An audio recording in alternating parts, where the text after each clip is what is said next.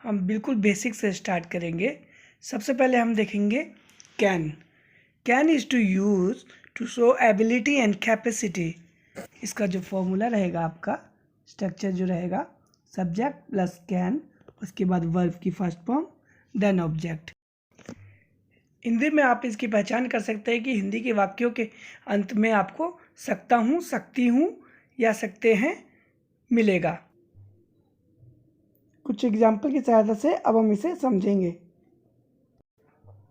I can dance, मैं नाच सकता हूँ।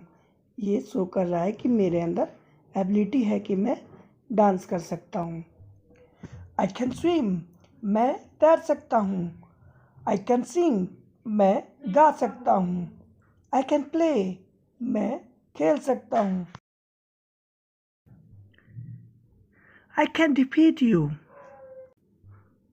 ये वाक्य शो करता है कि मेरे अंदर क्षमता है, पावर है, एबिलिटी है कि मैं तुम्हें हरा सकता हूँ।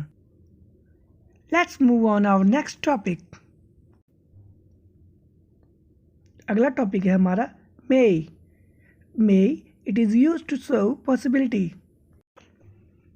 And structure is subject plus may plus verb की first form then object. Hindi में आप इसकी पहचान कर सकते हैं कि इस वाक्य में सकता हूँ के साथ शायद लगा होता है। मतलब इसमें एबिलिटी और क्षमता तो होती नहीं है, बस थोड़ी सी पॉसिबिलिटी होती है कि हाँ, मैं ये काम कर सकता हूँ, मैं शायद ये काम कर सकता हूँ। हम कुछ एग्जाम्पल देखते हैं। आई मे डांस, मैं शायद नाच सकता हूँ। आई मे स्विम, मैं शायद तैर सकता हूँ। आई मे सिंग, मैं शायद गा सकता हूँ। आई मे प्ले, मैं शायद खेल सकता हूँ। आई मे डिफीट यू, मैं शायद तुम्हें हरा सकता हूँ। इस बात की पॉसिबिलिटी है। एक बात का आप ध्यान रखना कि आप स्पीकिंग के अंदर पॉसिबिलिटी वाले क्वेश्चन भी कैन से ही पूछेंगे, मे से नहीं। तो चलिए अब इसे हम समझते हैं। मान लो आपसे कोई पूछता है कैन यू डिफीट मी, तो अगर आपको लगे कि हाँ, आप में पावर है, आप उससे हट्टे कट्टे हैं, तगड़े हैं, तो आप आसानी से उसे बोल देना कि आई कैन डिफीट यू। पर आपको लगे कि वो आपसे तगड़ा है, लेकिन फिर भी आपके अंदर थोड़ा जज्बा है कि हाँ, आपको थोड़ी उम्मीद है, आपको पॉसिबिलिटी है कि हाँ, मैं उसे शायद हरा सकता हूँ, तो आप उसे कह सकते हो आई मे डिफीट यू। बट अगर आपको लगे कि नहीं भैया, ये तो बहुत मुश्किल है, तो आप उसे बोल देना दिखाने के लिए कि हाँ, शायद ही मैं आपको हरा सकता हूँ। क्योंकि जी कैन नॉट बोल देंगे तब तो बिल्कुल ही वो हो जाएगा ना कि मैं उसको बिल्कुल ही नहीं हरा सकता। इसलिए हम इसे बोल देंगे आई माइट डिफीट यू। चलिए अब हम अपने नेक्स्ट टॉपिक की ओर चलते हैं। हमारा नेक्स्ट टॉपिक है could. Could is to use to show past ability and capacity.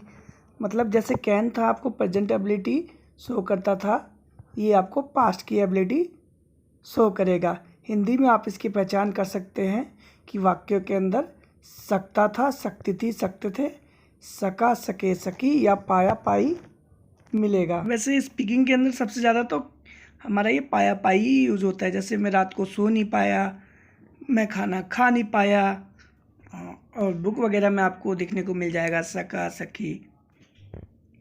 अब हम कुड को एग्जाम्पल के जरिए समझते हैं।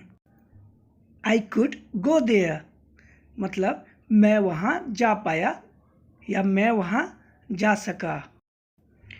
सकता था का example, I could run fast when I was young, मैं तेज़ दौड़ सकता था जब मैं जवान था। मतलब पास्ट में मैं कोई काम कर सकता था, ये मेरी पास्ट की एबिलिटी थी कि मैं तेज़ दौड़ सकता था। हमारा अगला टॉपिक है should. Should is use to show duty obligation of a doer. Hindi में आप इसकी पहचान कर सकते हैं। इसके वाक्यों के अंत में ना चाहिए या चाहिए होता है, कभी कभी ऊ भी होता है।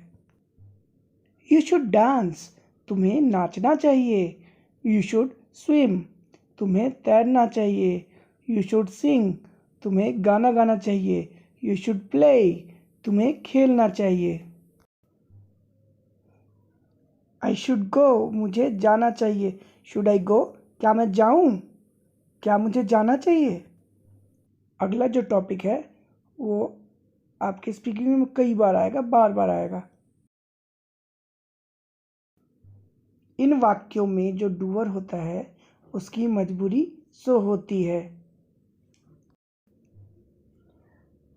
हैव टू और हैज़ टू हम प्रेजेंट के अंदर अपनी मजबूरी को व्यक्त करने के लिए इस्तेमाल करते हैं। इसमें हिंदी के वाक्यों के अंत में पड़ता है या ना है।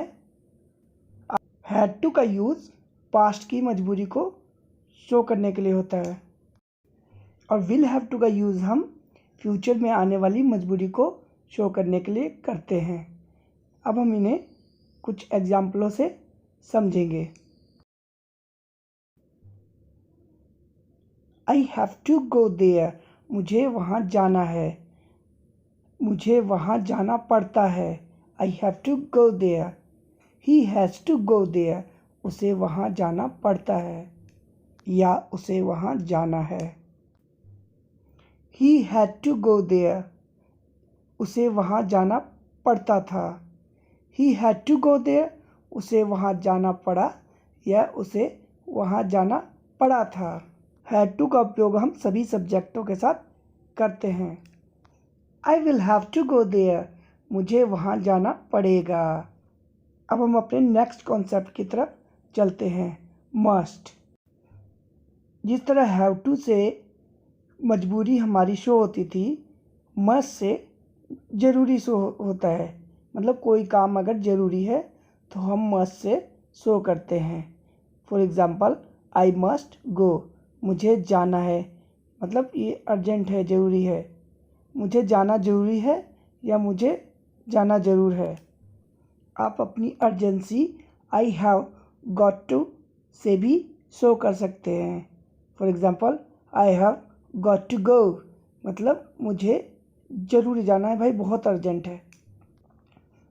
आगे हम नीड और वांट का कॉन्सेप्ट देखते हैं। हिंदी में इन वाक्यों के अंत में चाहिए ही होता है, लेकिन हम इसे सेंस से समझते हैं। इसका स्ट्रक्चर होगा सब्जेक्ट प्लस वांट या need plus object things. For example, I want money, इसका मतलब होता है मुझे पैसा चाहिए। आई नीड मनी, इसका मतलब भी होता है मुझे पैसा चाहिए, लेकिन वांट में आपकी इच्छा शो होती है। इससे ये शो नहीं होता कि आपको उस पैसे की ज़रूरत है, जबकि नीड शो करता है कि आपको पैसे की ज़रूरत है। अगले कॉन्सेप्ट में हम वांट टू और नीड टू का यूज़ देखेंगे। वांट टू को हम यूज़ करते हैं जब हिंदी वाक्य के अंत में चाहता है, चाहता हूँ या चाहती हूँ होता है। I want to learn English, मैं इंग्लिश सीखना चाहता हूँ। नीड टू का यूज़ हम तब करते हैं जब हिंदी वाक्यों के अंत में ने की ज़रूरत है। I, for example, I need to learn English, मुझे इंग्लिश सीखने की ज़रूरत है। I need to go there, मुझे वहाँ जाने की ज़रूरत है। I want to go there, मैं वहाँ जाना चाहता हूँ। अब इन सेंटेंसों को देखिए। I have to learn English, मुझे इंग्लिश सीखना है। आई मस्ट लर्न इंग्लिश, मुझे इंग्लिश सीखना ज़रूरी है।